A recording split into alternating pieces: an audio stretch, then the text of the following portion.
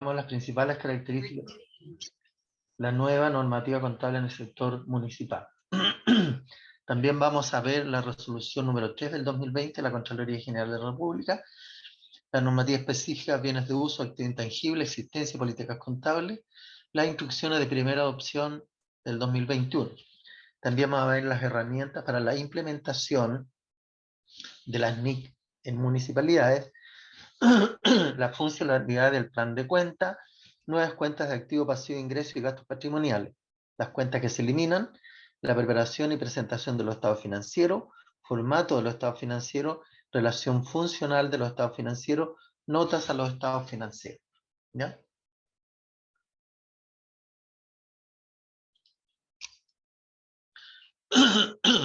Disculpen. Bueno, ¿cuál es el contenido? El contenido respecto a esta parte de, ¿no es cierto?, del curso está contemplado los elementos de los estados financieros. ¿Ya? ¿Cómo están compuestos los estados financieros? ¿Cuáles son los contenidos que tiene que tener los estados financieros? ¿Ya? Definición y criterios de reconocimiento y valorización de tales elementos. O sea, los elementos son los activos, los pasivos, los patrimonios. ¿Cómo reconocemos para consolidar esta información de estado financiero el reconocimiento y valorización, especialmente los bienes de uso, por ejemplo? ¿Ya?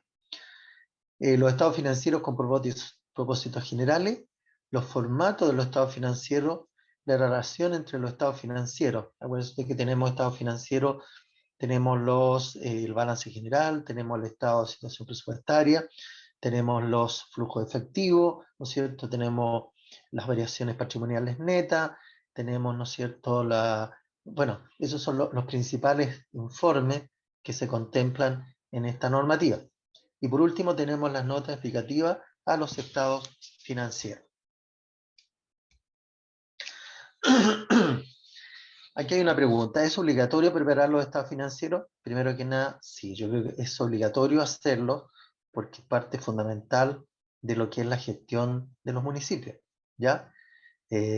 Por lo tanto, es obligatorio, más encima, ¿no es cierto?, que tiene la información contable, tiene rango constitucional, primero que nada porque está establecido en la Ley Orgánica Constitucional de Municipalidades, ¿no es cierto? Está establecido en la Ley Orgánica de la Contraloría y también está establecido en la Constitución Política de la República de Chile, por lo tanto, tiene mayor fuerza en términos de obligatoriedad y responsabilidad de parte de los servicios públicos de dar cumplimiento a esta normativa. Dice que las entidades del sector público deben elaborar anualmente estados financieros.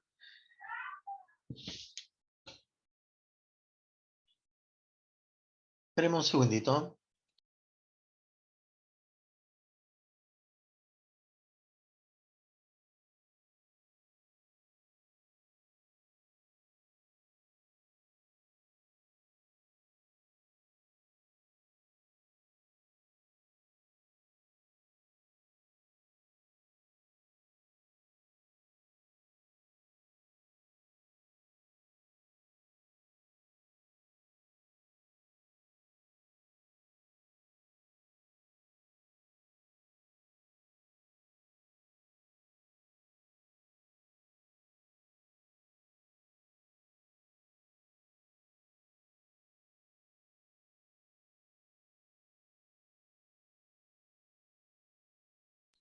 Disculpen, pasó un percance que tuve que resolver. Ya, continuamos.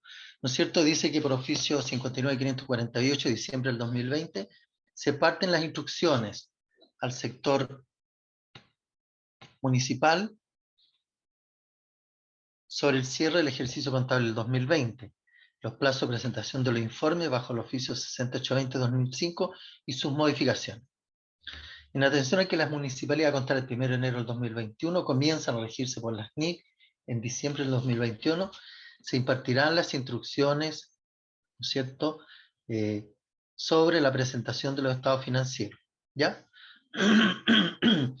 Las municipalidades son consideradas dentro del sector público, por lo tanto, ¿no es cierto? Y eso está establecido también en la Ley General de Administración Financiera del Estado, en la cual incluye dentro de los servicios públicos, ¿no es cierto?, a las municipalidades.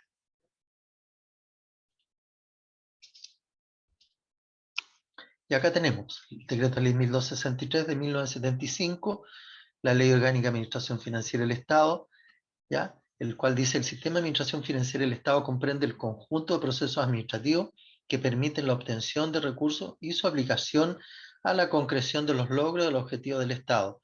La administración financiera incluye fundamentalmente los procesos presupuestarios, de contabilidad y de administración de fondos. O sea, que hay tres conceptos relevantes dentro de lo que es la gestión financiera municipal. Primero tenemos el proceso presupuestario, tenemos la contabilidad en sí, y también la administración de fondos, o sea, cómo administramos los recursos a nivel fiscal y municipal.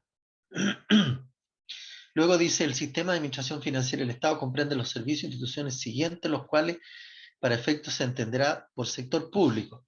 Y acá, ¿no es cierto?, aparecen la Presidencia de la República, el Congreso Nacional, el Poder Judicial, ¿cierto? Aparece lo que es los gobiernos regionales de cada una de las regiones del país, y acá aparecen claramente señaladas las municipalidades. Por lo tanto, las municipalidades forman parte de lo que es el sector público. Bueno, y aparece el resto de ministerios y servicios públicos en general. ¿Cuáles son los principales estados financieros bajo las MISP? Primero tenemos el estado de situación patrimonial o balance general, tenemos el estado de resultados, el estado de situación presupuestaria, el estado de flujo efectivo, el estado de cambio en el patrimonio neto y las notas a los estados financieros.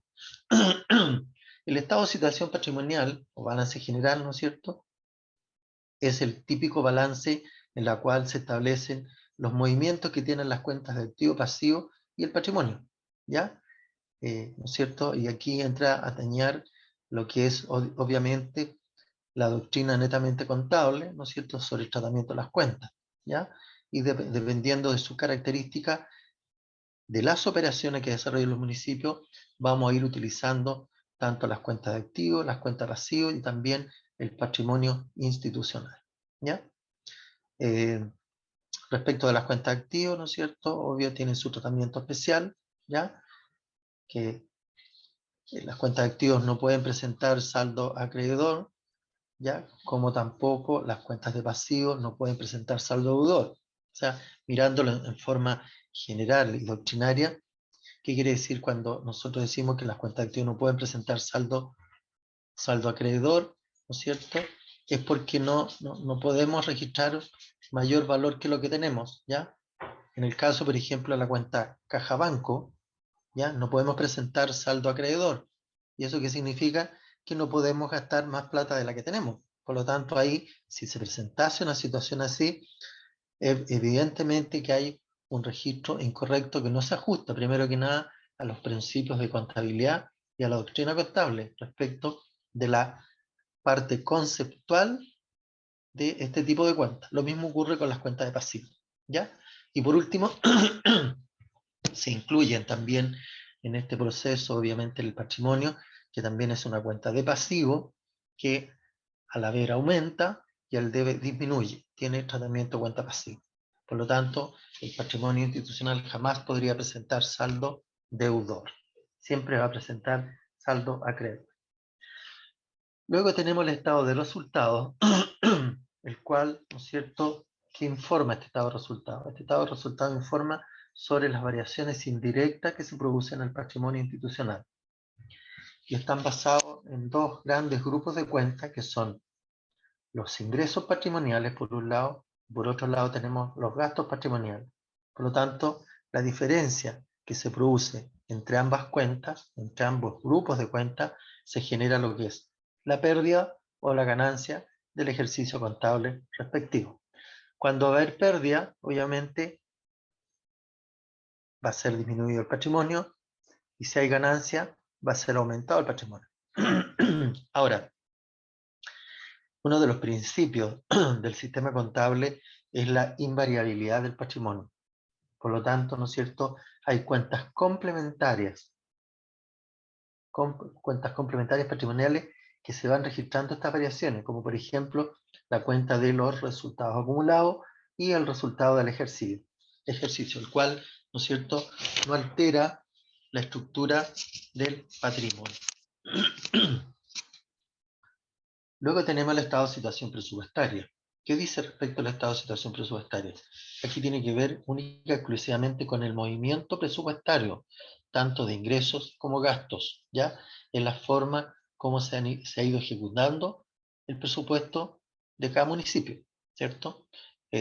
Obviamente hay que ir haciendo los ajustes pertinentes de forma oportuna, hay que ir revisando las cuentas de ingresos, hay que ir revisando las cuentas de gasto, cuál es el movimiento que cada una de ellas ha tenido durante el periodo en el cual, ¿no es cierto?, es que deben hacerse oportunamente los ajustes presupuestarios en aquel evento en que estas cuentas puedan presentar una situación deficitaria, ¿ya? Eh, el estado de situación presupuestaria obviamente forma parte de los estados financieros en general y que es complementario al estado de situación patrimonial, ¿ya? Porque también en el estado de situación patrimonial están consideradas las cuentas presupuestarias respectivas, tanto de ingresos como de gastos. En el caso de las cuentas de ingreso presupuestaria, tienen características de tratamiento de cuentas de activos. Respecto de los gastos presupuestarios, tienen el tratamiento de cuentas de pasivos. ¿Ya? Luego tenemos el estado de flujo efectivo. ¿A qué se refiere este estado? Este estado se refiere a los movimientos de efectivo que se han producido durante el periodo, sean estos presupuestarios o extrapresupuestarios, ¿ya? Todos los movimientos de flujo de efectivo, de ingreso efectivo y de desembolso efectivo van a quedar reflejados en este informe, ¿no es cierto?, de estado financiero, que en el fondo, ¿no es cierto?, este saldo que me arroje este informe tiene que ser coincidente con los saldos que arroje el estado de situación patrimonial. O sea, estamos hablando de la cuenta caja y banco. Luego tenemos el estado de cambios en el patrimonio neto. ¿A qué se refiere esto? ¿No es cierto? Se refiere a los cambios directos que han sido, ¿no es cierto?, registrados en el patrimonio. ¿Y por qué se hace este ejercicio? ¿Por qué se hace por qué se informa este proceso? Se informa porque son aquellas partidas, ¿ya?, que corresponden a modificaciones directas al patrimonio. Pero si bien es cierto, están directamente relacionados con el patrimonio, pero también, ¿no es cierto?, se registran en forma separada, que no alteran, ¿no es cierto?, el resultado del ejercicio contable. Es por eso que se utiliza en muchos casos la cuenta, ¿no es cierto?, resultados acumulados, cuando se trata de operaciones de periodos años anteriores, especialmente cuando hablamos de ajustes, ya, de periodos anteriores, en la cual tengan incidencia patrimonial, vamos a utilizar una cuenta complementaria de patrimonio que se llama resultados acumulados, tanto para disminuir como para aumentar el patrimonio. Luego tenemos las notas de los estados financieros. ¿Qué dicen las notas de los estados financieros? Bueno, aquí se deben, primero que nada, identificar la institución con todos sus datos de individualización pertinentes desde el punto de vista legal, y se deben establecer acá en estas notas del estado financiero cuáles han sido los criterios, ¿no es cierto?, las políticas que se han utilizado para arribar a la estructura de los informes de estado financiero, ¿ya? Todos aquellos cambios de política, cambios de criterios respecto de la evaluación, respecto, por ejemplo, de qué criterio de evaluación desde el punto de vista de la apreciación se está utilizando, se utilizó para poder arribar a los valores finales que aparecen registrados en el sistema contable. ¿Ya?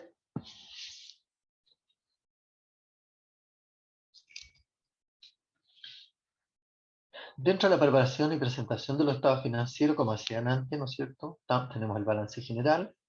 Dice que la información sobre la situación financiera de una municipalidad permitirá a los usuarios identificar los recursos económicos que controla la estructura de su fuente de financiamiento en la fecha de presentación, ¿ya? Aquí, como dijimos delante, están incorporados lo que son los activos, los pasivos y el patrimonio, ¿ya? Luego tenemos el estado de resultados. ¿Qué información nos proporciona? Dice, la información sobre el rendimiento financiero del municipio documentará las evaluaciones de temas tales como si se han adquirido recursos de forma económica y los ha utilizado de forma eficiente y efectiva para lograr su objetivo de prestación de servicios, ¿ya? En el fondo tiene que ver con la recaudación, los ingresos que se generaron y cómo se aplicaron esos ingresos y si efectivamente fueron bien aplicados o no. ¿Ya? Luego tenemos el estado de flujo de efectivo, ¿ya? Que es la información sobre los flujos de efectivo de una municipalidad, contribuye a la evaluación del rendimiento financiero, la liquidez y solvencia de la misma, indica la forma en que la entidad captó y utilizó el efectivo durante el periodo. El estado de situación presupuestaria. La información de la entidad sobre la situación presupuestaria es un elemento importante de la rendición de cuentas. Es el análisis de los gastos. El análisis de los gastos permite comparar los recursos asignados con lo efectivamente ejecutado.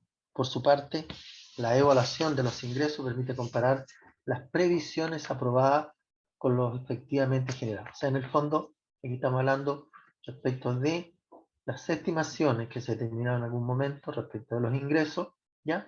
Si estos en qué nivel se han cumplido o se cumplieron o se están cumpliendo. Por otro lado, cómo estos ingresos han sido aplicados en los diferentes rubros de gasto. ¿Ya?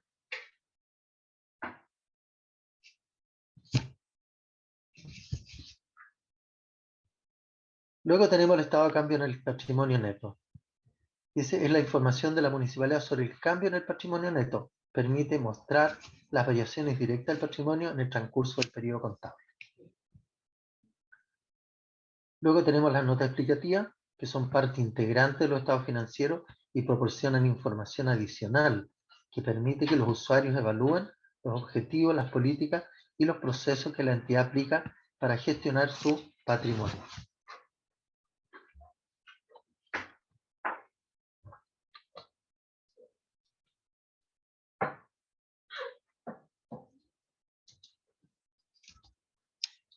¿Cuáles son los elementos de los estados financieros? Para lograr los objetivos de la información contable, los estados financieros suministran información acerca de los siguientes elementos de la entidad. Primero que nada, tenemos los activos, tenemos los pasivos y tenemos el patrimonio.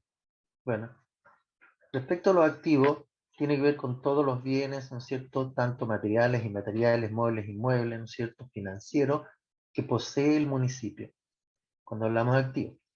Cuando hablamos de pasivos, ¿no es cierto?, hablamos de todas aquellas deudas, ¿no es cierto?, compromisos, obligaciones que tiene el municipio, tanto a corto como a largo plazo.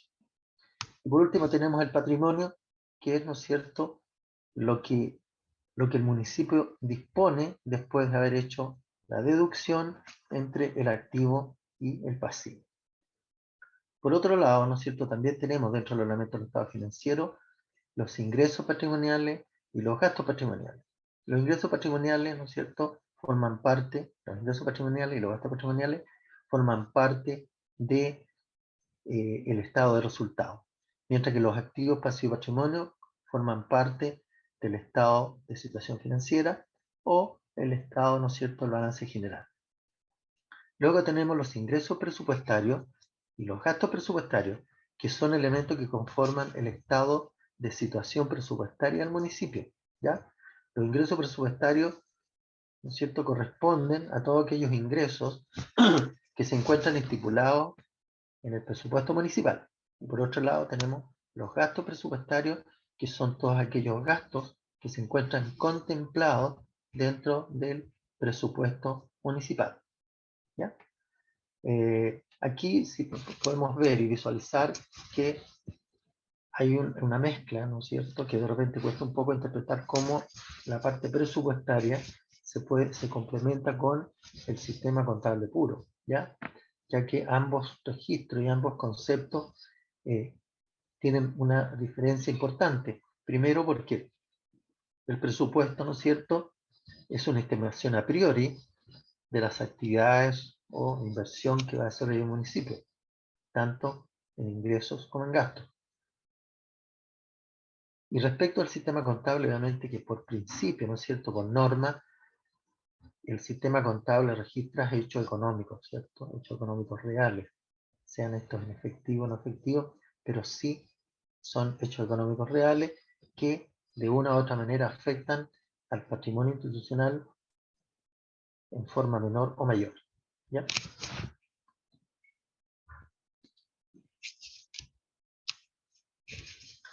¿Cómo se definen los elementos de los estados financieros? Tenemos los activos que constituyen los recursos en bienes y derechos controlados por la entidad, como resultado de eventos pasados, ¿cierto? De los cuales se espera que fluyan beneficios económicos o un potencial de servicios futuros, ¿ya? Se supone que los activos están destinados a generar cierto nivel de rentabilidad, de beneficio, ¿no es cierto?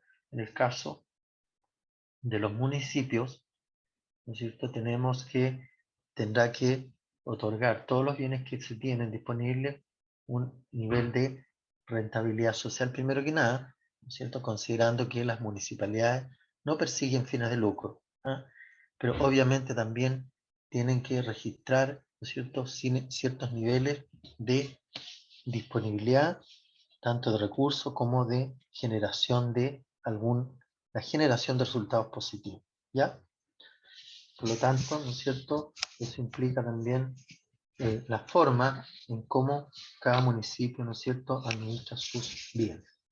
Luego tenemos los pasivos, que constituyen las obligaciones actuales de la entidad, que surgen también de eventos pasados, cuyo pago se espera que represente un flujo de salida de recursos que incorporen beneficio económico o un potencial de servicio, ¿ya? También, obviamente, los pasivos, en cierta medida, tienen que generar cierto nivel de rentabilidad, ¿ya? No solamente transformarse en un desembolso por sí mismo, sino que también su hecho también constituya una parte, ¿no es cierto?, de la generación de beneficios para la comunidad.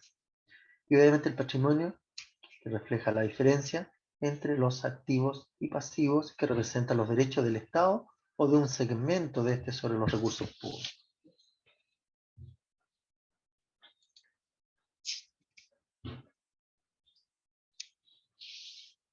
Ejemplos de activos. Esperemos un segundito.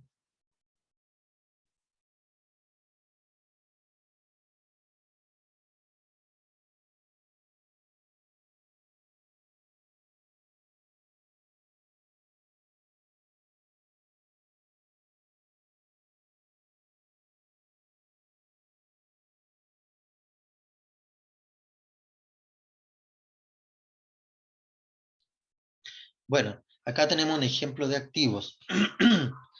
Dentro de la preparación y presentación de los estados financieros, primero que nada, ¿no es cierto?, tenemos el título, que son los activos, que es el gran concepto.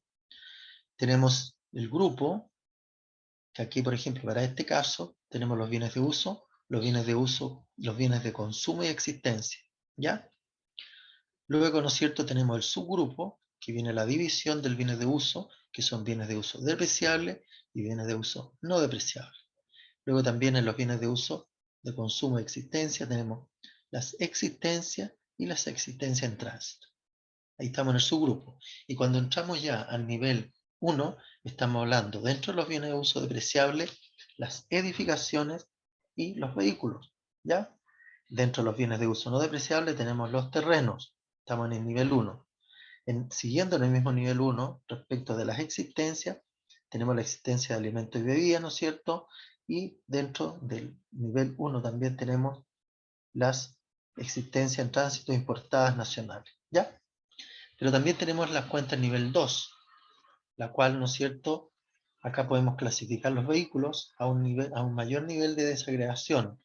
Y, por ejemplo, podemos enseñar vehículos terrestres, vehículos aéreos, y dentro de los vehículos terrestres también podríamos desclasificar de mejor, digamos, con una mayor desagregación, señalando, por ejemplo, vehículos terrestres administrativos, vehículos terrestres productivos, ¿ya? Va a depender, ¿no es cierto?, de cada municipio, de cada entidad pública, cuál es el nivel de información que requiere justamente para la toma de decisiones, ¿ya? Ahora, dentro de los bienes de uso especiales, tenemos las edificaciones y los vehículos, ¿cierto?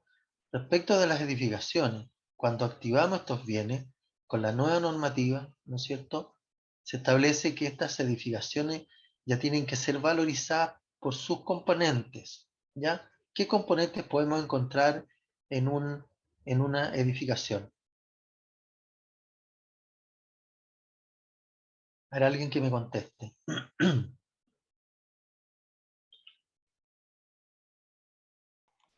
Ascensor. El ascensor, Ya, perfecto. Tenemos el ascensor. ¿Qué más?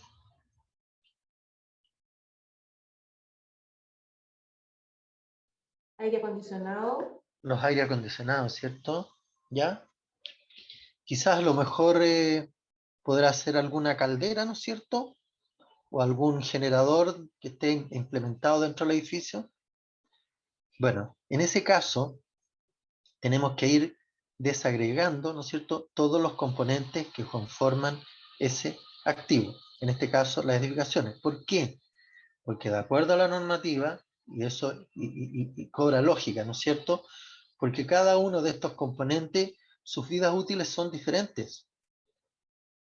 Por ejemplo, la vida útil del ascensor es muy diferente a la vida útil del edificio en sí. Por lo tanto, tenemos grandes diferencias en ese sentido. Entonces, por eso el sistema, la nueva norma, hace, ¿no es cierto?, referencia a esa circunstancia. ¿Ya? ¿Por qué? Porque hasta el año 2020, cuando valorizábamos los bienes, ¿no es cierto?, cuando comprábamos un edificio, y el edificio lo comprábamos en forma completa, ¿no es cierto?, en X cantidad de millones, ¿ya? Lo que pasa es que, ¿no es cierto?, se incorporaba como un todo, ¿ya? Y la verdad que la información era distorsionada, ¿ya? ¿Por qué?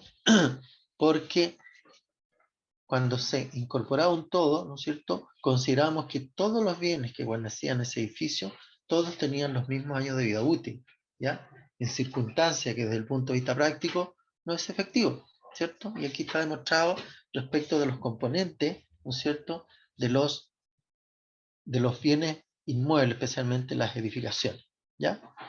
Que el edificio en sí tiene una vida útil diferente a la vida útil que puede tener un equipo, ¿no es cierto?, de aire acondicionado que está inserto dentro del edificio. El ascensor también tiene una vida útil diferente y cada uno de los componentes tiene una vida útil diferente, ¿ya? Y cuando se producen reposiciones o reemplazo de estos bienes, obviamente, ¿no es cierto?, que tienen que tener tiene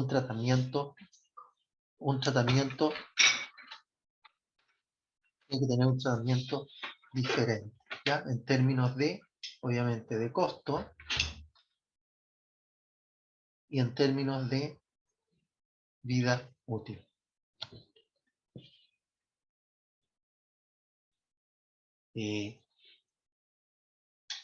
No sé si hay dudas, consultas.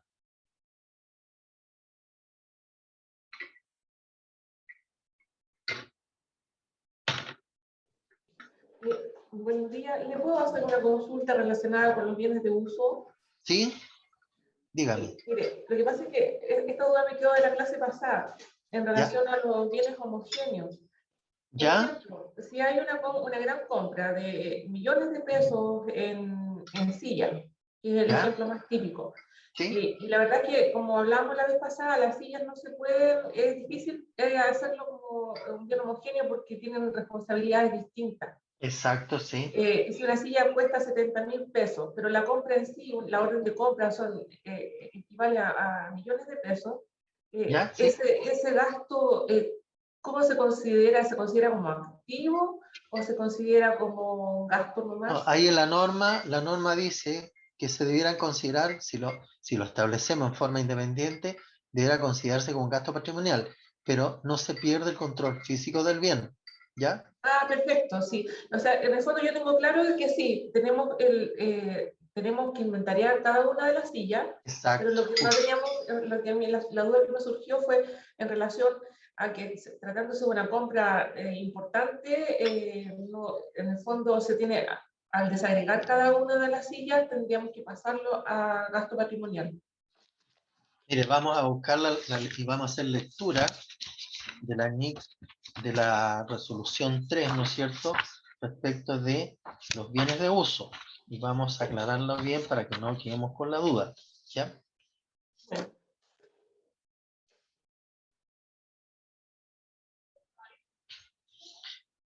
Dice, los bienes de uso mueble serán reconocidos cuando su costo unitario de adquisición sea mayor o igual a 3 unidades tributarias mensuales. Aquellos bienes que sean inferiores a este monto deberán considerarse gasto del ejercicio, excepto para aquellas municipalidades, dice, ojo, para aquellas municipalidades que adopten una política contable de grupos homogéneos, para lo cual se deberán evaluar las características cualitativas de la información y los criterios adicionales, ¿no es cierto?, establecidos en el marco conceptual. Asimismo, debe considerarse como grupo homogéneo el conjunto de bienes muebles de igual naturaleza y vida útil que aporten un potencial de servicio significativo a la función de la municipalidad. ¿Ya? Por lo tanto, dice, para determinados activos, tales como edificación, perfecto, ahí lo reconoce.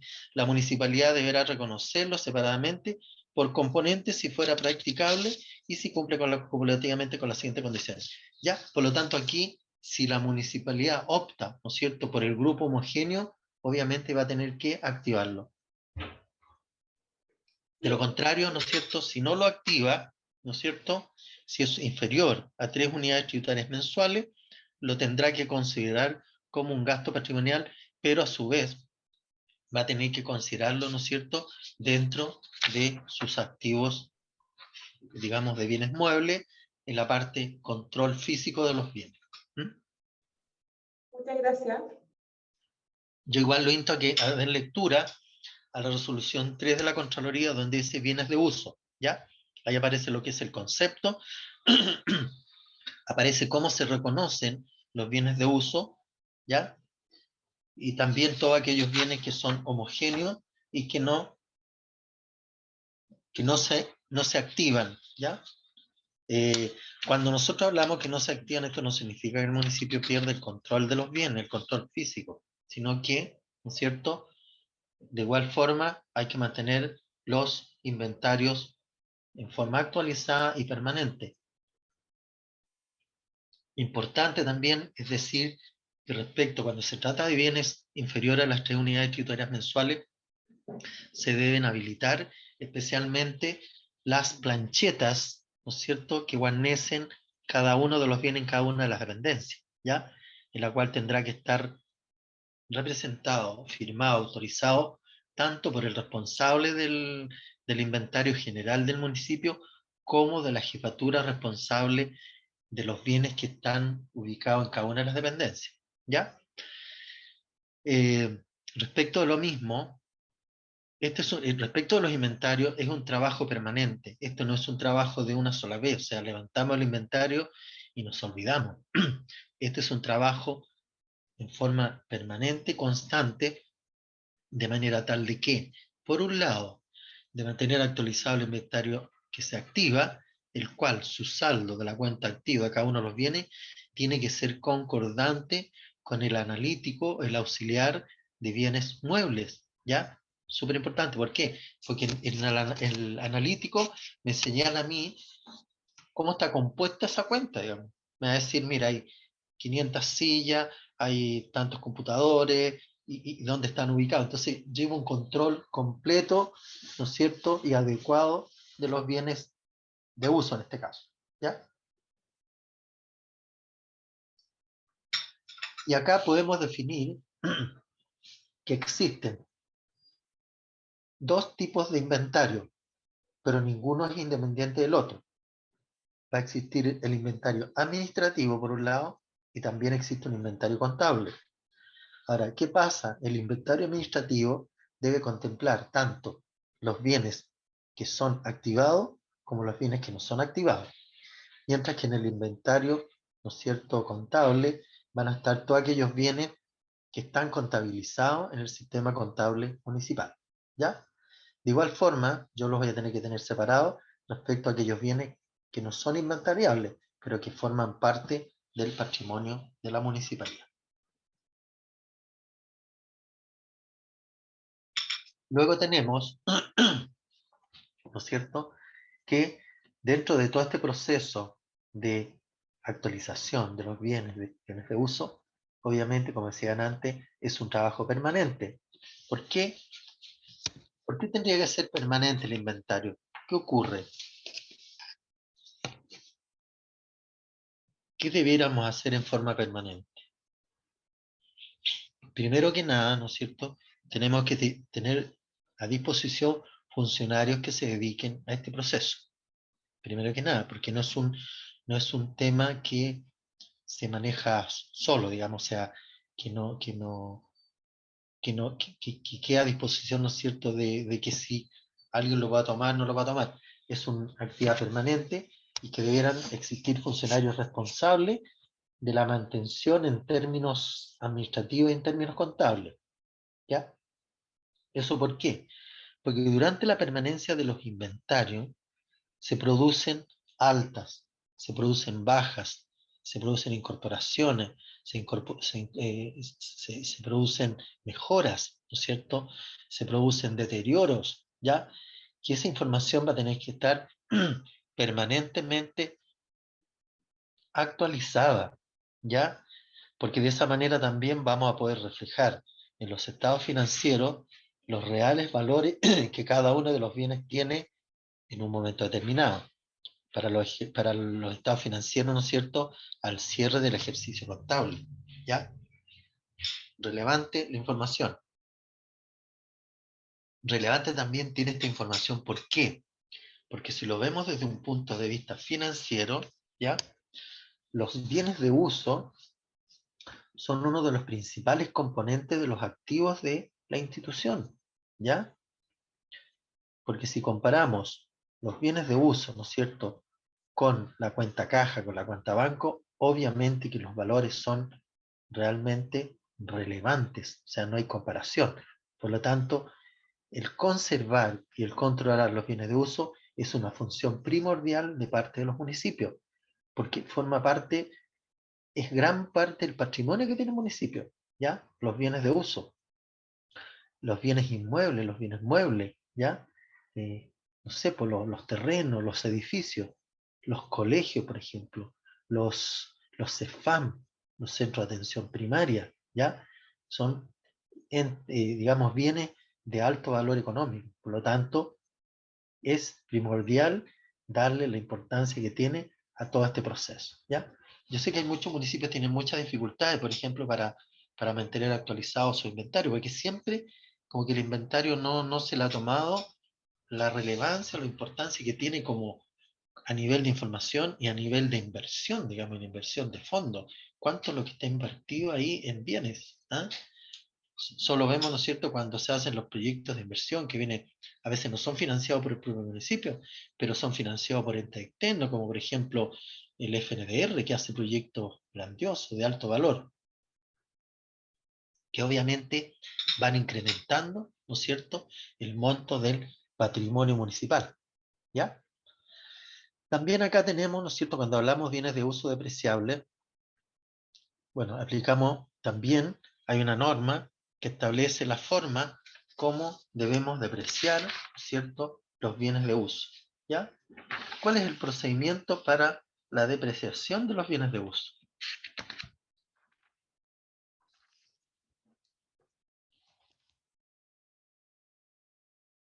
¿Cuál es la metodología? ¿Cuál es el método? La Método depreciación es lineal. lineal y a partir de este año se hace mes a mes.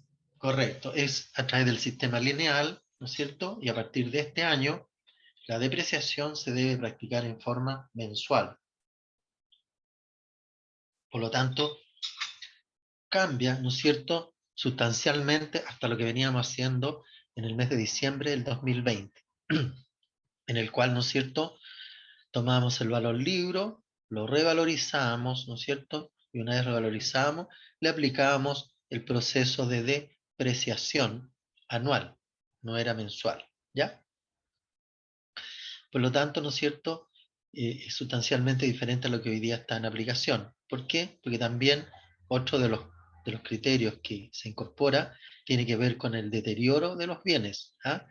Que es muy diferente a lo que es la depreciación del bien, sino que es el deterioro normal, producto de algún efecto, digamos, externo del bien, ¿cierto?, que ha visto afectado su valor comercial que pudiese tener, o su valor de reemplazo, o su valor razonable, ¿ya? En ese caso, ¿no es cierto? Tenemos que cambiar sustancialmente todo este proceso, ¿ya? Lo mismo ocurre con los vehículos, ¿ya? Acá, respecto de los bienes de uso depreciable, bueno, han surgido algunas consultas en la cual, ¿no es cierto? Yo sé que en muchos municipios hay muchos bienes de uso que tienen su vida útil consumida, ¿ya? Pero que siguen prestando servicio. Hay municipios que están en esa situación, En Quilpué sí. ya, ya que están, pero siguen prestando servicio en forma normal, ¿cierto? Ya, en ese caso, ya, hay que hacerse asesorar o disponer de algún técnico, especialmente, por ejemplo, en los vehículos. Se da mucho el caso de aquellos vehículos que ya, por ejemplo, yo les determiné 5 años de vida útil, pero que resulta que a los 5 años están perfectamente funcionando, porque el cuidado ha sido diferente, ¿no es cierto? Ha habido preocupación en cuanto a su mantención, de acuerdo a su, en todo aspecto físico, ¿no es cierto?, de estructura, de motor. Por lo tanto, es factible que esos bienes sigan funcionando por unos años más, 2 años, 3 años. Ya, en ese caso, lo que hay que hacer, ¿no es cierto?, para hacer los ajustes de acuerdo a la NIC, ¿ya? Eh, obviamente hay que ampliarle los años de vida útil que se estime pertinente. Pero para estos casos, igual hay que hacerse asesorar, en el caso de los vehículos, quizás por algún mecánico, ¿ya? Que nos dijo oficialmente, mira, el vehículo se encuentra en buenas condiciones y este vehículo puede tener, voy a poner un ejemplo cualquiera, 2 años o 3 años más de vida útil, ¿ya? Puede funcionar 2 años sin problema. Cuando eso ocurre desde el punto de vista contable y financiero, obviamente que me altera los años de vida útil del bien, ¿ya? Si originalmente estaban establecidos los 5 años, pero ahora producto de, ¿no es cierto?, que sigue funcionando, se le amplían los años de vida útil. Por ejemplo, fijémosle 2 años más de vida útil. Por lo tanto, el bien realmente tiene una vida útil estimada de 7 años y no de los 5 ya que están consumidos. ¿Qué ocurre en ese caso? En ese caso, lo que hay que hacer, ¿no es cierto?, es hacer ajuste a la depreciación acumulada, ¿ya? Yo voy a tener que hacer un ajuste respecto de la depreciación mayor que se hizo, dado el menor corto de tiempo que yo le di de vida útil, ¿ya? Y en ese caso, voy a tener que ajustar la cuenta, ¿no es cierto?, patrimonial, resultados del ejercicio, o resultados acumulados, si es que cuando corresponda a periodos anteriores, ¿ya? ¿Por qué? Porque en su oportunidad, ¿no es cierto?, cuando yo hice la depreciación, yo trabajé con los 5 años, ¿ya? Entonces acuérdense que hay una norma que dice que las NIC se aplican y se hacen los ajustes considerando como que si siempre se hubiese aplicado esta norma. Y aquí cobra valor, es instructivo, en términos, ¿no es cierto?, que estamos reconociendo 2 años más de un bien, ¿ya?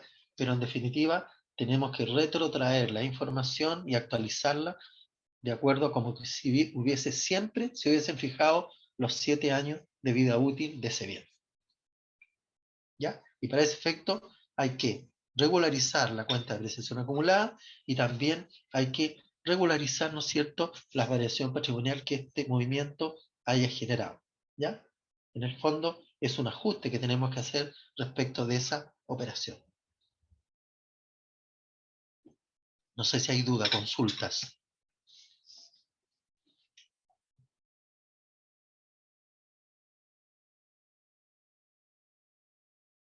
No sé si queda clara la idea. Yo creo que muchos municipios tienen presente esta situación, ¿ya? En la cual, ¿no es cierto?, hay muchos bienes que ya han consumido su vida útil, pero que siguen prestando servicio. Obviamente que esta mayor valorización en términos de años de vida útil del bien, obviamente que tiene que estar debidamente respaldada. No es que yo lo diga, si no soy técnico en el tema, yo no voy a establecer que un vehículo me va a durar 5 años más, por ejemplo. Pero tenemos que tener algún dato fehaciente, fiable, así dice la normativa, ¿no es cierto?, que sea fiable para poder determinar efectivamente los años de vida útil. ¿Ya? Ahora, por otro lado, ¿no es cierto?, tiene que estar concordante también, porque dentro de la normativa, respecto a los bienes de uso, ¿no es cierto?, y los bienes inmuebles y todos los bienes que conforman este activo en la municipalidad, cada municipio puede establecer una tabla, ¿no es cierto?, de años de vida útil de esos bienes, de acuerdo a sus características, ¿no es cierto?, obviamente, debidamente fundados, ¿ya? Por lo tanto, ¿no es cierto?, tiene que aquellas ampliaciones de vida útil de los bienes tendrá que estar también concordante con la tabla que tenga vigente el municipio, ¿no es cierto?, al momento de aplicar este criterio, ¿ya?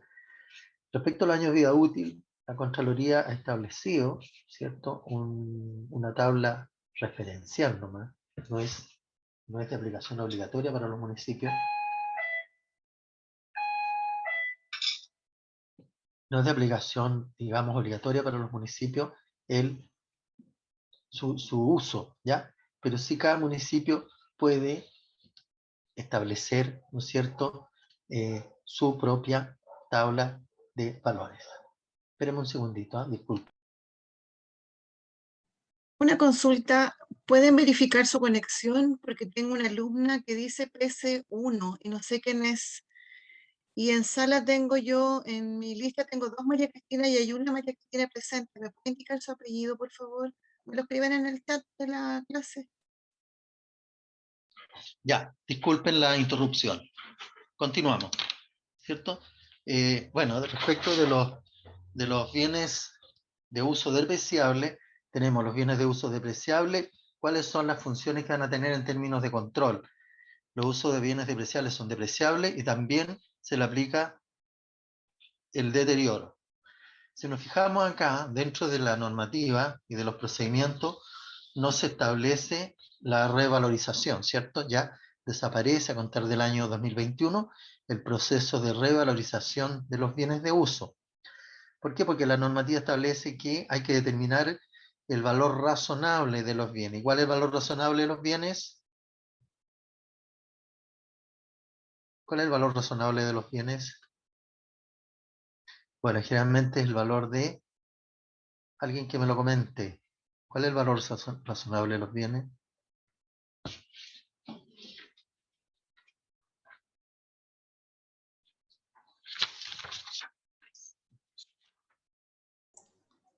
¿Valor de mercado? Sí, puede ser el valor de mercado, ¿cierto? Es un valor razonable, ¿ya? Por lo tanto, cuando hablamos de valor razonable, valor de mercado, en el fondo estamos como reevaluando, ¿no es cierto?, el valor de los bienes. Aquí ya no corre lo que es la revalorización. ¿Por qué? Pues en el fondo era un mayor valor de los bienes en forma ficticia, porque la verdad que no representa, en realidad no representa el valor real de los bienes, ¿ya? Por eso ustedes que cuando se vendía un bien, ¿no es cierto?, un bien municipal, yo lo podría tener registrado en 100, pero resulta que el bien en el mercado costaba 50. ¿Qué pasaba ahí? Que el bien tenía un deterioro, hay un deterioro de 50, ¿ya?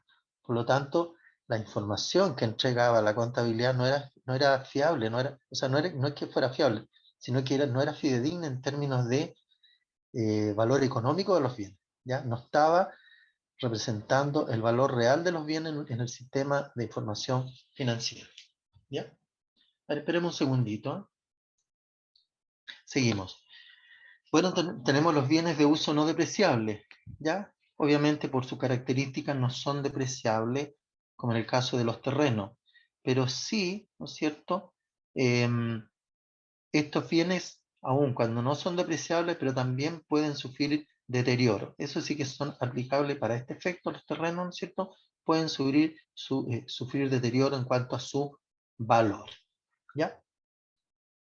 Luego las existencias, ¿ya? Cuando hablamos de existencia, ¿a qué se refiere? ¿No es cierto? ¿A qué se refiere el término de existencia?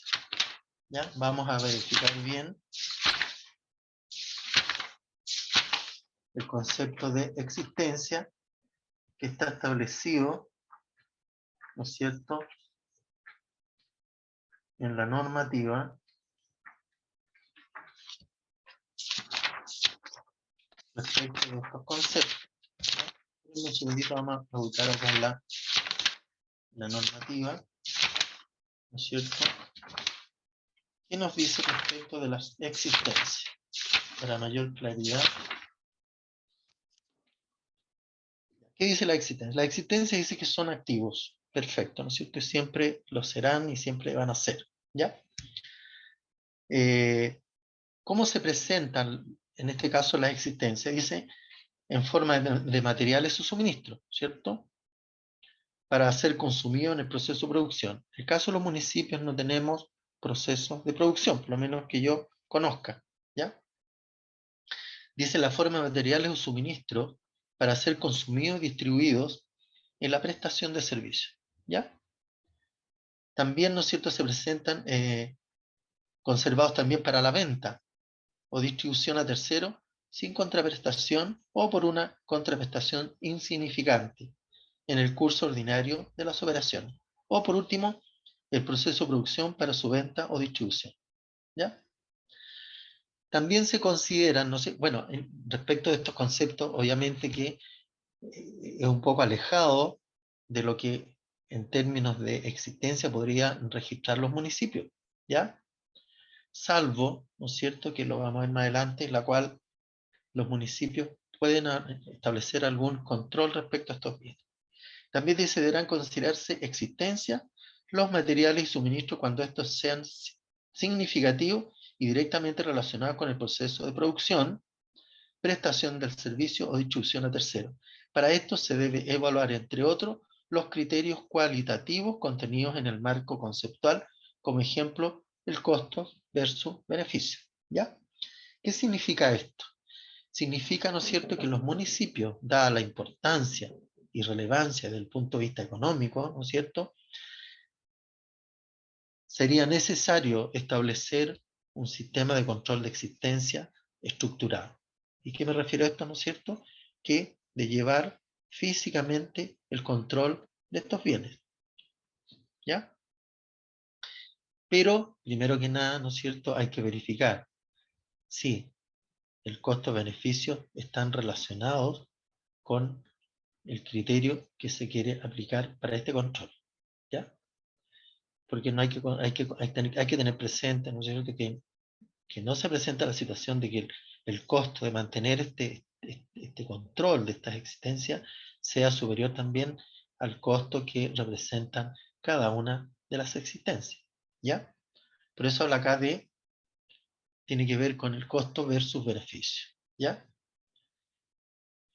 Respecto de los bienes de consumo, son considerados como gastos patrimoniales.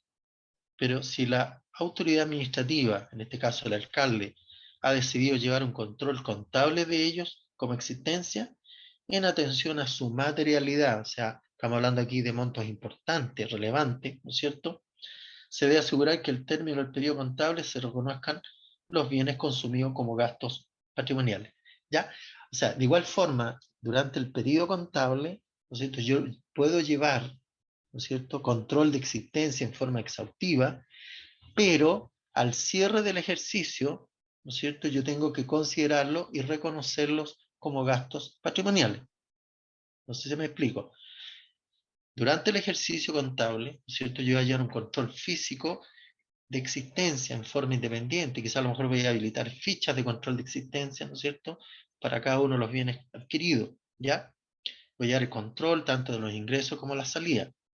Pero ¿qué ocurre? Respecto de los bienes de consumo, ¿no es cierto?, que se hayan consumido durante el periodo, ¿cierto?, yo los voy a considerar como gastos patrimoniales, ¿ya? Pero aquí si uno se fija, ¿cierto?, antes de reconocerlo como gastos patrimoniales, ¿no es cierto?, yo llevo un control físico de esos bienes, ¿ya? Y desde el punto de vista contable van a aparecer solamente registros contables de movimientos de existencia, pero al final del ejercicio voy a tener que hacer un inventario y considerar todos aquellos bienes consumidos ya, ¿no es cierto?, los voy a tener que considerar como gastos patrimoniales, ¿ya? O sea, los tengo que reconocer. En el fondo, tengo que hacer un asiento contable reconociendo esa operación, ¿cierto? Disminuyendo, ¿no es cierto?, lo más probable el costo de los bienes de consumo e incrementando, ¿no es cierto?, el gasto patrimonial respectivo. ¿Ya? Por ejemplo, son ejemplos de existencia, por ejemplo, medicamentos destinados para la prestación de un servicio, venta o distribución. Y aquí cabría lo que tiene que ver con las farmacias populares. ¿Hay municipios conectados acá que tienen farmacias populares?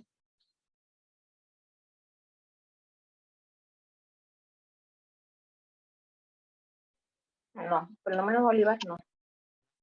¿Ya? ¿Alguna otra comuna de las que está conectada? Sí, Santo Domingo. ¿Ya? ¿Tienen farmacia popular? ¿Cómo Sí. llevan las existencias? Recién se Por- están ¿Implementando? llevando ahora para cumplir con la nueva normativa. ¿Ya? Se está ¿Ya? haciendo ese trabajo, ese levantamiento para llevar el control. ¿Ya? Porque aquí hay que distinguir dos tipos de inventario, ¿eh? Para no confundirse. Porque hay dos tipos de farmacias, ¿cierto?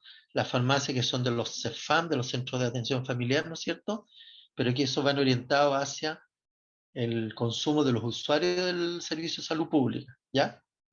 Respecto a estas farmacias populares, son las farmacias que se han habilitado para la venta de medicamentos a la comunidad, de acuerdo a criterios que ha establecido cada municipio, quienes pueden optar a poder comprar medicamentos en esta farmacia. En ese caso, ¿cierto?, para ese tipo de farmacia debiera llevarse un registro de existencia.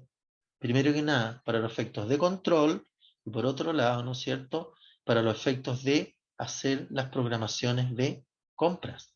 Importante, ¿no es cierto?, porque en la farmacia se produce mucha rotación de existencia, muchos medicamentos, ¿no es cierto? Hay muchos medicamentos que son requeridos en forma frecuente, ¿no es cierto?, y los sectores de repente no son suficientes para mantener, ¿no es cierto?, y dar respuesta a los requerimientos en forma habitual, ¿ya? Por lo tanto, cobra mayor relevancia el hecho de llevar estos controles de existencia para cada uno de estos productos, ¿ya?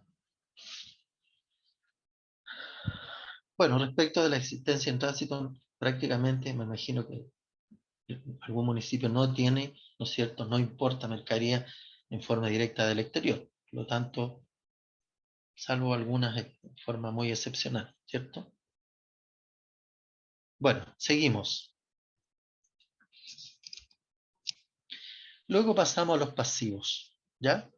Cuando hablamos de los pasivos, estamos hablando a nivel de título, pero luego la vamos desagregando a nivel de grupo y se clasifican en otras deudas y deuda pública. Y en subgrupos tenemos las cuentas por pagar y, bajo la deuda pública interna. Luego tenemos las cuentas de nivel 1, ¿ya? Acreedores por transferencia reintegrable, y también tenemos convenios por aportes no enterados al Fondo Común Municipal, ¿ya? Bueno, acreedores por transferencias reintegrables tiene que ver especialmente, está orientado hacia el sector público, por cuanto las entidades públicas trabajan, ¿no es cierto?, a nivel para proveer ciertos fondos a través de transferencia de fondos a las entidades públicas para que puedan funcionar. Por eso habla de acreedores por transferencias reintegrables. Por lo tanto, aquellas transferencias que no son utilizadas, ¿no es cierto?, las entidades públicas tienen que hacer la devolución, reintegrar esos fondos que no fueron gastados oportunamente. También tenemos las cuentas por pagar, convenio por aportes no enterados al Fondo Común Municipal. ¿Hay municipios que están conectados que tengan algún convenio por aporte no enterado al Fondo Común Municipal?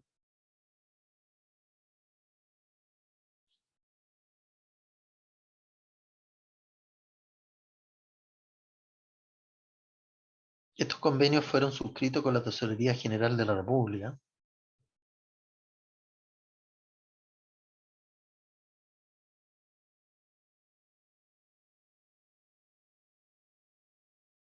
Ya, pareciera que no.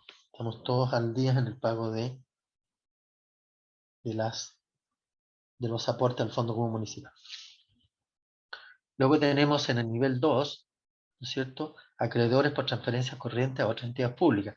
Si ustedes se fijan, ¿no es cierto?, estamos acá frente a a los procedimientos que utiliza el sector público. ¿Ya? Después, dentro de la deuda pública tenemos los empréstitos, la Subsecretaría de Desarrollo Regional Administrativo. Aquí sí que hay un proceso, ¿no es cierto?, que afecta a los municipios. ¿En qué casos operamos a través de empréstitos de la Subsecretaría? Alguien que me lo comente.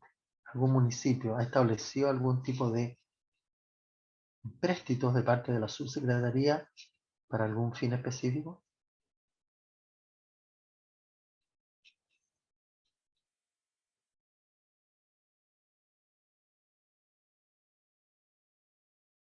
Por ejemplo, todos los municipios de los que están conectados, ¿hay personal que se está acogiendo a retiro?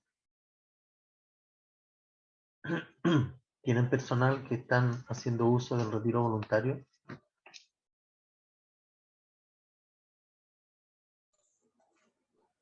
Sí, tenemos un convenio nosotros para el tema de un retiro que va a Ya. contratar el próximo año.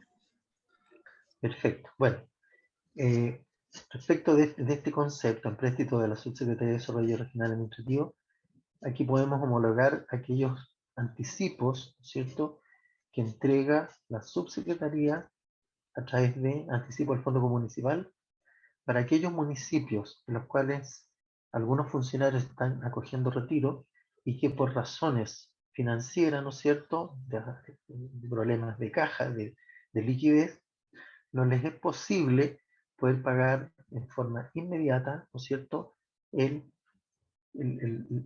fondo de retiro, por decirlo de alguna manera, la indemnización por los años de servicio, ¿ya?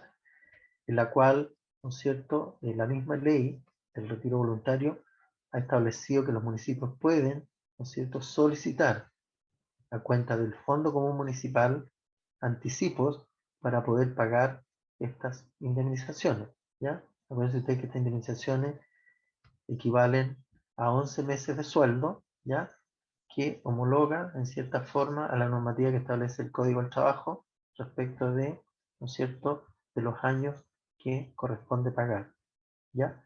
Estos años se pagan, ¿no es cierto?, en virtud de la ley, ¿ya?, que expresamente están establecidos en la misma ley del retiro voluntario, en la cual dice que hay un aporte, digamos, hay un aporte estatal para el pago de estas indemnizaciones, como también hay un aporte municipal. Y el aporte municipal es el equivalente a los 11 meses de sueldo, ¿ya?, en la cual puede, ¿no es cierto?, la ley establece originalmente 6 meses, pero se pueden incrementar en 5 meses más previo acuerdo del Consejo Municipal, ¿ya?, para llegar hasta los 11 meses como tope que establece la ley, ¿ya? Profesor, buenos Dígame. días. Buenos días. Con María Isabel de la Municipalidad de Lolol. ¿Ya? ¿Sí? Mire, tengo una duda respecto del retiro voluntario, a lo mejor me puede ayudar. Dígame. Por ejemplo, las mujeres, establece la ley que desde cumplidos los 60 años, ellas pueden retirarse hasta los 65. Correcto, sí. Ya. Llegó un oficio hace unos días atrás por el tema del retiro de los cupos para el año 2022. ¿Ya? Y Sí. ahí decía una parte que las personas podían cumplir los 65 años ¿Mm? y tenían, después al quinto mes de cumplir los 60 años, podían ellos hacer efectiva su renuncia. Uh-huh. ¿Ya? Ya. Eso es así, ¿cierto? Sí, sí, Las está mujeres normado, está normado, claro, está, digamos, regulado por la normativa, y, obviamente que es obligatoria la aplicación, sí. claro. Y lo otro que me tenía la duda yo, si una mujer, no sé, se postula a los 63 años al cupo, Uh-huh. ella, si llegara a salir en el cupo a los 64 años, ¿tiene que irse sí o sí ahí o puede esperar hasta los 65? Mira, de acuerdo a la normativa, tiene que cumplirse los plazos primero que nada, de postulación, ¿ya? Correcto. Pero en términos de postulación, de asignación y de retiro, tiene que cumplirse los plazos establecidos por la ley. ¿Qué dice los plazos? Dice que una vez, porque esto se dicta, acuérdense ustedes, por resolución, ¿ya? La resolución va estableciendo la forma en cómo, digamos, primero que nada, de postulación para aquellas personas, en el caso de las mujeres que tengan más de 60 años, que sean clasificadas, señala los plazos en los cuales deben retirarse, ¿ya? No es que esperen cumplir los 65 años y retirarse, ¿ya? Ahí hay que hacerse valer, ¿no es cierto? Y ajustarse a lo que dice cada una de las resoluciones que dispone, ¿no es cierto?, del retiro voluntario. ¿Ya? Correcto, sí, entiendo. Porque acá tengo una funcionaria que, bueno, ahora tiene 60, pero ¿Ya? ella quiere irse como a los 65. ¿Ya? Pero Bueno, ella tiene plazo para postular hasta los 65 años, ¿ya? cumpliendo los 65. Claro, ¿sí? Ahí Y va a ahí, depender de los cupos, sí que ella puede ir a tener, exacto, porque la ley se va a terminar en el 2024, si no me equivoco. sí, Creo ahí que termina, sí, sí, hasta el 2024 termina la ley. exacto. Entonces, ahí, por lo que tengo entendido, ella quiere como postular, no sé, por decirle en el 2022 o 2023, ¿Ya? pero que quiere irse como a los 65 cumplidos. Por eso yo tenía la duda y si ella podía hacer eso. No, no, en ese caso tienen que cumplirse los plazos que establece la resolución, ¿ya? Ya, Porque si, ¿sabes por qué? Porque los cupos están determinados por periodo. correcto, Los cupos por un lado y por otro lado, ¿no es cierto? El hecho de que estén determinados los cupos también van asociados al financiamiento, ¿ya? claro. Por lo tanto, es poco probable que si postula, ¿no es cierto?, hoy día y sale y tiene 63 años y quiere retirarse en el 65, eso es impracticable, digamos. Ahí hay que Ya, tomar en consideración la resolución, qué plazo está dando, porque la misma el momento que uno postula, ¿no es cierto?, reconoce, digamos, y hace suyo también todo el proceso que establece la resolución, ¿ya? La ley y la resolución. ¿Ah? ya, Por lo tanto, correcto. no es así. Ahora, lo que pasa es que las personas tienen plazo hasta los 65 años para postularlo, ¿ya? Correcto. Pero del momento que yo postulo, acepto todas las condiciones posteriores, o sea, retirarme de acuerdo a lo que dice la resolución y de acuerdo a lo que dice la ley, ¿ya? Correcto. Sí, Perfecto, me queda claro, profesor. Muchas ya, gracias. muy bien, ya, seguimos. ¿Hay algún otro municipio hay algún municipio que tenga algún proyecto importante que haya sido financiado a través de la Subdere?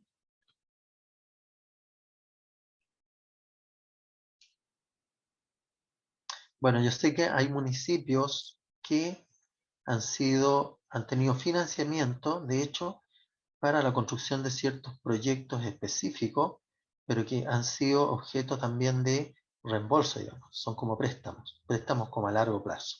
Ya, en ese caso estarían constituidos, ¿no es cierto?, los empréstitos de la subsecretaría y tendría que ver con la deuda pública interna. ¿Por qué?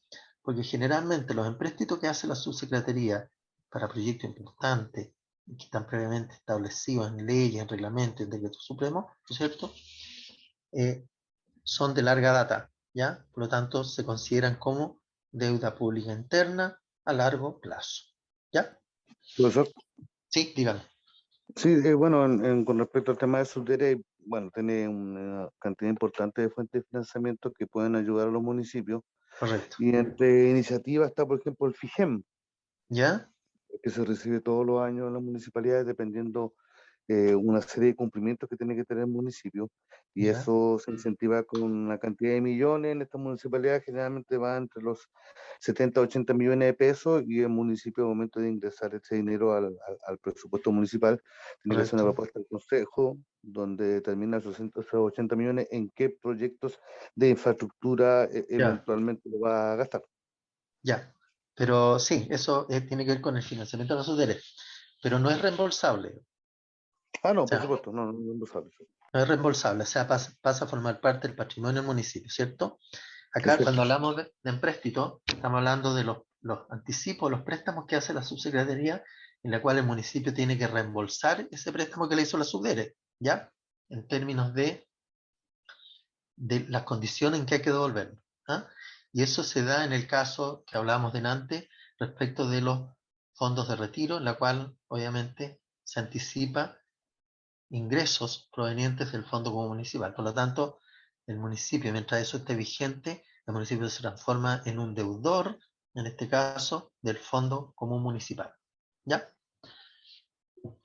Cuando hablamos de empréstito, hablamos de fondos que pueda recibir el municipio, en los cuales se establecen cláusulas de reembolso respecto a esos fondos. ¿Ya? No es como el caso de los mismos, este programa que me mencionaba delante el alumno, en los cuales, ¿no es cierto?, igual los recibe el municipio, los ingresas al presupuesto y forman parte del patrimonio, y no hay proceso de devolución, ¿ya? Vigente. Claro, forman parte del patrimonio municipal esos recursos, ¿ah? Porque están avalados por los convenios y, bueno, por toda la normativa que regula ese tipo de fondos, ¿ya? Y lo Y otro, igual, acciones concurrentes, profesor, que también permite la contratación de profesionales. correcto, ¿ya? Eso también se considera como gasto patrimonial, ¿cierto? ¿Por qué? Porque pasa a formar parte del presupuesto y en la medida que se van ejecutando se van reconociendo como gasto patrimonial. Y de hecho, cuando nosotros ingresamos fondos externos en el presupuesto, aun cuando vengan de servicios públicos, ¿no es cierto? Cuando no son reembolsables, forman parte del patrimonio. Cuando son reembolsables, ¿no es cierto?, se transforman en pasivos, ¿ah? En una deuda, ¿ya? Que es totalmente diferente al tratamiento que tiene respecto de cuando se otorgan, ¿no es cierto?, cuando se otorgan préstamos o empréstitos, ¿ya? Generalmente estos empréstitos están establecidos en unidades de fomento, ¿ah? Y en algunos casos, ¿no es cierto?, cada municipio establece, de acuerdo a su flujo, de acuerdo a su condición financiera, en cuántas cuotas, ¿no es cierto?, se pueden devolver. Obviamente el ministerio pone un tope de cuotas, ¿ya?, en la cual se pueden devolver estos fondos, ¿ya? Profesor, Sí, dígame. en el caso del empréstito de la Sundere, cuando se hizo el convenio con nosotros, ellos, digamos, de acuerdo a al convenio, ellos fijaron digamos, las cuotas y ya nos mandaron el calendario para el próximo año. Pero en el caso del empréstito a corto plazo que menciona arriba, en el nivel 1, ¿a qué ¿Sí? se refieren esos?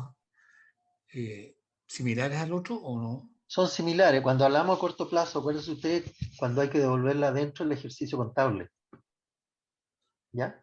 Sí, no, me refiero, lo que pasa es que el otro también a nosotros nos fijaron un año completo para devolverlo. Si es En realidad así, era una desde el sola punto, persona.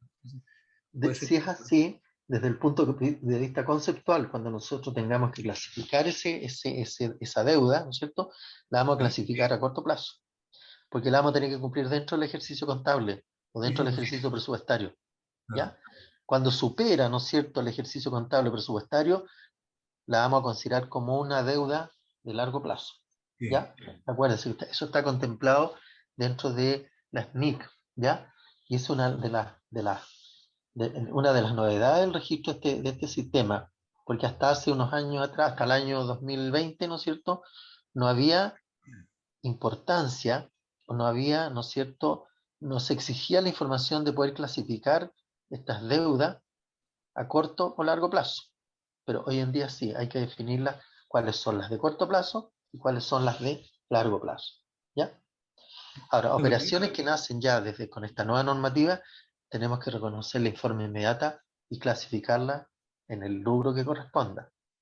Ahora, respecto a operaciones que vienen años anteriores, ¿no es cierto?, la misma normativa dice que se van a conservar como deudas de corto plazo, pero se van a tener que ir regularizando en la medida que se vayan efectuando, ¿no es cierto?, los análisis respectivos que permitan determinar cuáles son a corto y largo plazo.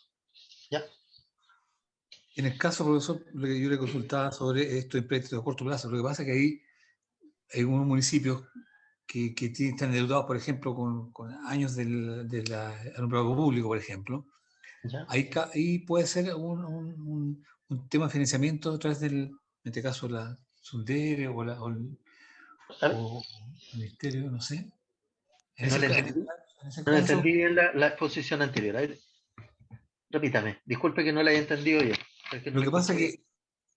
que lo que le consultaba yo sobre el empréstito de la Subdere, estamos claros que es el tema, por ejemplo, en el caso del retiro voluntario, ¿cierto? Perfecto, Que nosotros nos calzó justo durante un año, entonces por eso decía yo, pensando que ese era de corto plazo, pero correcto. yo me refiero a donde dice cuenta nivel 1, empréstito interno a corto plazo. ¿Ya? También se refiere, por ejemplo, cuando las municipalidades piden un anticipo al fondo común que se descuente, digamos, Ujú. para pagar, por ejemplo, alumbrado público u otras deudas que estén muy, muy complicados, y ahí se evalúa y ahí les anticipan y se les descuentan en el fondo común. ¿Sería en ese caso, por Correcto, ejemplo? siempre y cuando esos descuentos se hagan dentro del ejercicio contable. Correcto, claro, claro, eso sí. Cuando traspasan más de un ejercicio contable ya las podemos determinar como deudas de largo plazo. Sí, ¿Ya? correcto. Ya, perfecto.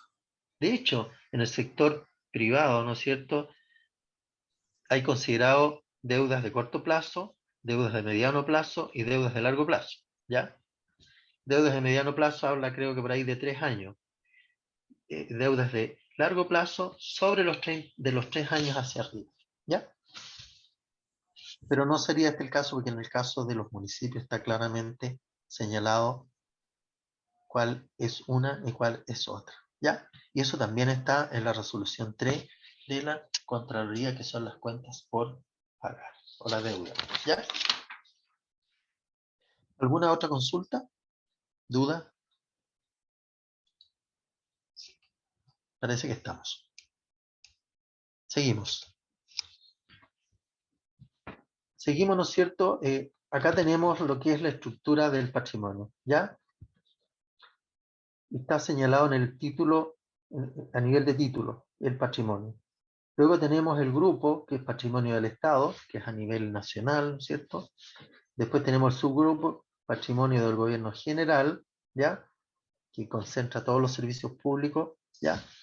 Luego estamos en las cuentas nivel 1, que son patrimonio institucional. Y aquí caben lo que es las municipalidades, ¿no es cierto? Patrimonio institucional. ¿Por qué? Porque en la medida que se vaya consolidando la información, se va a ir generando el concepto de patrimonio en cada uno de los casos, ¿ya? Por lo tanto, ¿no es cierto? El patrimonio institucional va a estar dado por los bienes que conforman los, digamos, los activos del municipio, obviamente menos los pasivos, ¿ya? Luego tenemos los resultados acumulados que corresponden a resultados de ejercicios anteriores, ¿ya? De ejercicio anterior al ejercicio que se está informando. Y el resultado del ejercicio, obviamente, es el resultado del ejercicio que estamos informando. Pero acá aparece, ¿no es cierto?, otra cuenta que tiene el carácter de cuenta patrimonial, que se llama ajuste de primera adopción. ¿Y qué tiene que ver con esto? Tiene que ver con la aplicación y la implementación de las NIC SP, ¿no es cierto?, a contar del año 2021, ¿ya? En términos de los ajustes que se le van a hacer tanto a las cuentas de activo, pasivo, y las cuentas patrimoniales, ¿ya? Que tienen que quedar registradas en este tipo de cuenta. ¿Para qué? Para que toda aquella alteración que implique aumento o disminución del patrimonio no vea alterado el resultado del ejercicio, ¿ya? O sea, cuando hacemos un ajuste de primera adopción, no se ve afectado, ¿no es cierto?, los ingresos patrimoniales y tampoco se vean afectados los gastos patrimoniales dependiendo del ajuste que se corresponde, ¿ya? Porque los ajustes pueden significar el aumento del patrimonio, como también podrían presentarse, ¿no es cierto?, disminuciones patrimoniales. Pero esperemos que producto de los ajustes sean más, ¿no es cierto?, los ajustes positivos que los negativos, ¿ya? Debiera ser positivo, ¿por qué? Porque yo sé que hay muchos municipios que no tienen todos los bienes, ¿no es cierto?, bienes inmuebles especialmente, no están activados dentro del estado financiero, ¿ya? Por lo tanto, va a ser una cantidad importante que podría haberse afectado en términos positivos el patrimonio institucional, ¿ya? Y otros efectos patrimoniales, ¿no es cierto?, que no estuvieran explícitamente señalados en los conceptos anteriores, ¿ya? Por lo tanto, dentro de la parte patrimonio y la parte patrimonio institucional tenemos el patrimonio institucional propiamente tal, los resultados acumulados, los resultados del ejercicio los ajustes de primera adopción y otros efectos patrimoniales. ¿Ya? ¿Alguna duda? ¿Consulta?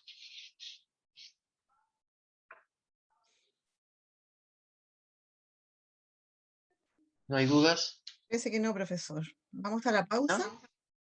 Ah, ¿estamos en la hora ya? Sí, 10:30. Ya, vamos. Muy bien.